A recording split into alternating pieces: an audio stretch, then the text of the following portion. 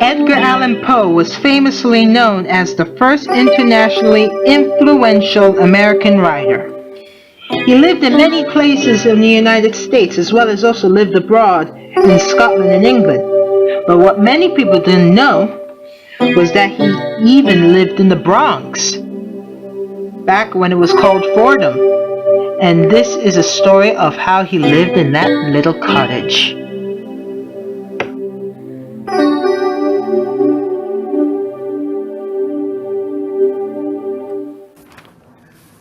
So my first question is, when exactly did Edgar Allan Poe live in the cottage in the Bronx, and also why did he live there? So Edgar Allan Poe was actually living down in Manhattan for a couple of years and moving many times around Manhattan Island. I believe, from what I heard, he had about 18 postcodes, but he moved around between 4 and 5 times. Now, his wife Virginia was suffering from a terrible disease called consumption. Today it's called tuberculosis. And it's a disease that infects the lungs. And a side effect of TB is coughing up blood. Another side effect is losing a lot of weight, which is why they call the disease consumption, because it consumed you. So Virginia was ailing. She was about 5 years into her ailment when Edgar decided that perhaps she needed fresh air to get better. So that is why they moved up to the village of Fordham in what is now the Bronx. They moved up here in June of 1846. And unfortunately, the fresh air did not help Virginia, and she died in January of 1847 in the cottage. Other than Virginia, did anyone else live with him for a brief time in the cottage? Yes. Like a friend, a cousin?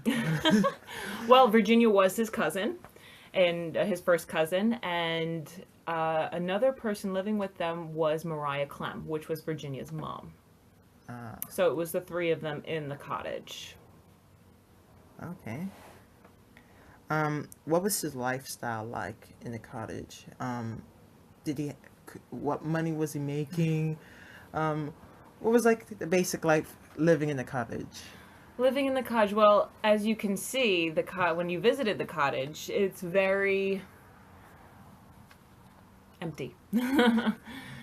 He did not make a lot of money. He was very well known as a writer, but he did not make a lot of money writing. He was working for different magazines, being an editor and a writer for different magazines while he wrote his works as well. So he basically kept himself busy writing throughout his time in the cottage. So that was like his job, and he was doing editing and he was writing his own works, so he was trying to make as much money as he could, and it wasn't very much. Now, the cottage, when he rented it out, was at that time $100 a year, and he was struggling to pay that $100. So he was like trying to make things, trying to make the money, but he was struggling to pay the rent, basically. Correct. So he was a working class citizen.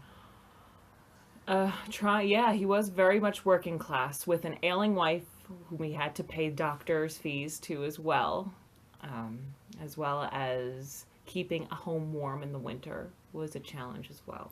Definitely. going on, staying on the literature part, did he Mm-hmm. create any of his famous literature in the house? He certainly did. Two of his more famous works were written in the cottage. The Cask of Amontillado was Mm-hmm. written in the cottage, as well as the poem The Bells. There is a little known to the general public short story called Landor's Cottage, which was supposedly written based on the cottage itself. Ah, that's really nice. Um,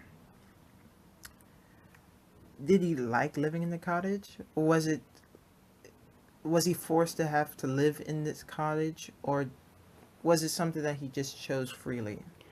Well, I mean, I believe based on the rent price, Because he couldn't afford it. he couldn't have bought a house, that's for sure. He was renting throughout his whole life, besides living with family.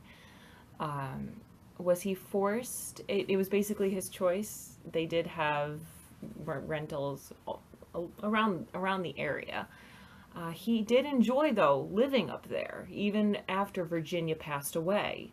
It was one of his most favorite places to live. He had his favorite walks around Fordham. He loved to walk to the High Bridge, which is about a 2-mile walk from the cottage. He loved to walk down to St. John's College, which is now Fordham University, to hang out with the priests down there. So he loved chatting with them and browsing their library.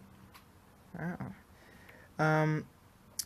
Where exactly did Poe's house used to be? I know that the current location is not the original one in which I looked in your website, Right. the Bronx Historical Society. Correct. Well, where exactly? Like, do you know 100% sure, like, the address? The address, not. I know the landmark of where it was. So it was across the street, across Kingsbridge Road. It's almost catty corner at a where a tan building is now. Tan apartment building is now. Where So- is that? Like the address. So to that? the address. I'm not quite sure of the address of that building, but it is about a block's length away. Ah. So as the crow flies, it's about a block, but it's catty corner to the house. And staying on It's on Kingsbridge. Kingsbridge. Mm-hmm. Okay. And it was a beautiful location. He could see the Long Island Sound yeah. from there because it's on a hill. You're on a hill at that point. Oh, so it wasn't so as covered with trees and stuff like that. It was like pretty much field like. Yes, because Fordham and most of the Bronx were farm at that point. Fordham Road back then was nothing more than a footpath. Wow. Footpath, and because Totally you have different from today. totally different from today, exactly, and you have to remember that nearby is the Bronx River, so you had farmland all around there, utilizing the water source. Okay. I wanted your tour guide Glenn. He Yes. gave me a lot of information of the artifacts and stuff that are in the cottage itself. Can you like explain some of them? Sure, of course. The majority of the items in the cottage are authentic to the time period. They're original to the time period. So we're looking at late 1840s, 1850s, 1860s. There are only 3 items in the cottage that were owned and used by Poe. One of them was the rocking chair that you saw in the living room.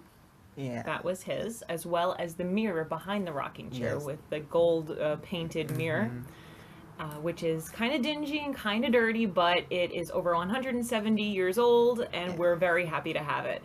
And the third one is the most prized possession for us, and that is the bed where Virginia passed away in.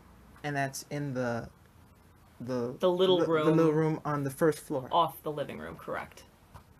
So that's So it's not the mattress, as I like to tell people. It's not the mattress that she died in, but it is the bed frame. Okay, and can you also explain like the kitchen, like? So the kitchen, mind you, there was no gift shop at the time, so it was a little bigger than what you were standing in before. But the kitchen, when it was first built as a farmer's cottage for the Valentine family, it was built with only a fireplace because when it was built in 1812, you didn't have stoves invented yet. So they cooked all of their meals over the open fire in the fireplace, as well as that was their source of heat. Now, when Poe came in the 1840s, you have the dawn, the birth of the stove, and that is the cast iron stove you see in the kitchen today. That stove is of the period. It's from the year 1853. Oh, so that's an actual stove from the time period. From the time period, it is. But it's not his. It can work. Theoretically, it can work. Have you used it? No. Oh. Unfortunately, we can't cook in the house because it is a historic site. There are only a small handful of historic sites in New York City where you can actually use the original pieces to cook. Do you know much more about like the basement? Like, I know now the basement is now where I believe your tour guide lives. And Correct. Stuff, but during Poe's time, was there anything else in there? There was a shed. So the shed was built off of the kitchen. Most homes during the 18th and early 19th centuries did not have basements. They had root cellars, and root cellars were used to keep food cool. So if you dug deep enough, there is a constant temperature anywhere on Earth. So if you dig about 8 feet below the surface, it is a constant temperature, and I believe that's between 45 and 53 degrees. So these root cellars were not necessarily refrigerators. They couldn't keep things cold like we need today, but it kept vegetables cool, and it kept milk cool and eggs cool. Can you also tell me a bit of the history of the cottage itself? Like, what was it before? Okay. So the cottage originally, as I had mentioned, was built as a farmer's cottage for the Valentine family. The Valentine family owned a huge chunk of land where the concourse is today, where the cottage sits today, over to where Kingsbridge Armory is. He owned a lot of land, and to keep his workers... Did Poe also get that land as well? He did not. Oh, so they still owned the land? They still owned the land. So to keep his workers on the property, he built cottages on his property for the workers. And that's what the cottage was originally built for. Now, as the 19th century wore on, and you had an expansion of people moving out to the different boroughs, the outer boroughs, the north into Westchester County, which is what the Bronx was, Valentine's realized that you weren't making enough money with farmland anymore, which is why he was renting out the cottage. So the cottage was rented out even after Poe left, even after Poe died, by the Valentine family. Did Poe ever meet this guy? Oh, I'm sure. If Valentine was his landlord, then I'm sure he did. Okay. Oh, thank you so much. Oh, you're very welcome. Please stay tuned for the following information.